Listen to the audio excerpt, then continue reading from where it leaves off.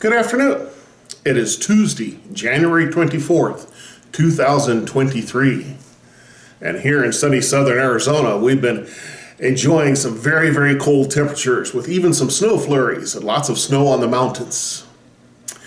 In today's passage, the Apostle Paul, who was in prison when he wrote this letter to the Philippian church, deals with some people who were apparently affiliated with the church and yet doing a fair amount of victim shaming toward the apostle, saying he was a bad guy and a terrible preacher because he was in prison. They seem to be saying that they were much better preachers than Paul because they weren't in prison, and they deserve the offerings and the esteem and the encouragement and the respect much more than Paul did. Here is his response. Philippians chapter 1, verses 15 to 19, and I'm reading from the New Living Translation, second edition. It's true that some are preaching out of jealousy and rivalry, but others preach about Christ with pure motives. They preach because they love me, because they know I've been appointed to defend the good news. Those others do not have pure motives as they preach about Christ. They preach with selfish ambition, not sincerely, intending to make my chains more painful to me. That doesn't matter. Whether their motives are false or genuine, the message about Christ is being preached either way. So I rejoice. And I will continue to rejoice, for I know that as you pray for me, and the Spirit of Jesus Christ helps me, this will lead to my deliverance. It's somewhat amazing to the Apostle Paul that some preach because they're jealous and they want what Paul has. They want the esteem and the respect that Paul has earned, and they want to take it from him.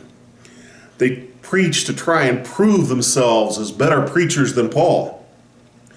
He says there are others with pure motives and they love me. But remember, it doesn't matter what they think, Paul says, because I've been appointed by God. And other people's opinions just aren't that important to him because he knows he's been appointed by God.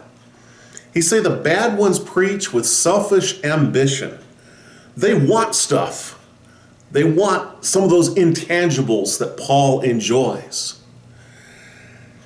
They're intending to hurt Paul. Not physically, the chains are already doing that, but to add to his physical pain with emotional pain and relational pain.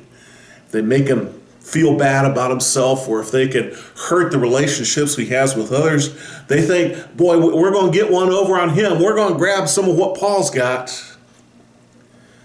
But Paul says, every time they do, I just rejoice because the gospel's still getting preached.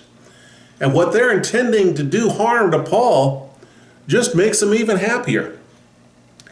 He says, we just need to be preaching the gospel. And he tells them, as you keep praying for me, I realize that the Spirit of Jesus Christ continues to help me day by day, and eventually I'll be delivered. Eventually I'll be out of this prison. Eventually I'll be free. And so what is he telling us to do when we've got those who want to hurt us, who want to take from us, who want to make our lives miserable? He says, just preach the gospel. Tell the story. Talk about Jesus, how he died, was buried, and rose again. Talk about how Jesus forgave your sin. Talk about how Jesus loves you. And keep praying. Tell the truth. Avoid the rumors. And pray hard. It's not bad advice for us in our world today with so much falsehood running around. Always tell the truth. Don't listen to nonsense and rumors. And pray real hard. May this week you be truth tellers and listeners to only the truth, and pray real hard. God bless you.